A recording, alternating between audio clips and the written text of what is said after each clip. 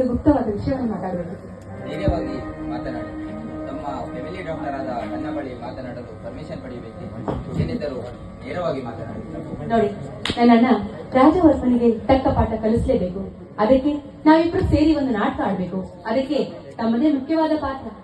ಯಾವ ನಾಟಕ, ಯಾವ ಪಾತ್ರ ನನಗೊಂದು ತಿಳಿಯುತ್ತಿಲ್ಲ. ಸ್ವಲ್ಪ ಬಿಡಿಸಿ ಹೇಳಿ. ಹೇಳ್ತೀನಿ ನೋಡಿ ಡಾಕ್ಟರ್, ನನ್ನ ಗೆಳತಿ ಸುನೀತಾಳಿಗೆ ನನ್ನಣ್ಣ ಅನ್ಯಾಯ ಮಾಡಿದ್ದಾನೆ. ಅವನಿಗೆ ತಕ್ಕ ಬುದ್ಧಿ ಕಲಿಸಲೇಬೇಕು. ಅದಕ್ಕಾಗಿ ಹೇಳಮ್ಮ, ನನ್ನಿಂದ ಬೇರೆಯವರಿಗೆ ಒಳ್ಳೆಯದಾಗುತ್ತದೆ ಎಂದರೆ ನಾನೆಲ್ಲದಕ್ಕೂ ಸಿದ್ಧ. ರೋಗಿಗಳ ಸೇವೆ ದೇವರ ಸೇವೆ ಎಂದು ನಂಬಿದವ.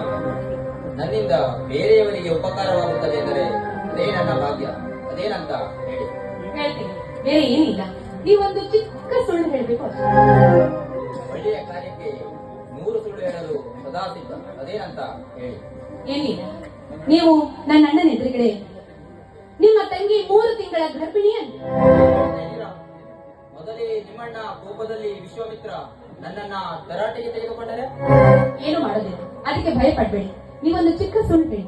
ಮುಂದಿನ ನಾಟಕ ನಾನು ಹಾಗೆ ಹೇಳುತ್ತೇನೆ. ನಾಳೆ ನೀವು ನನಗೆ ಕರೆ ಮಾಡಿ ತಿಳಿಸಿ.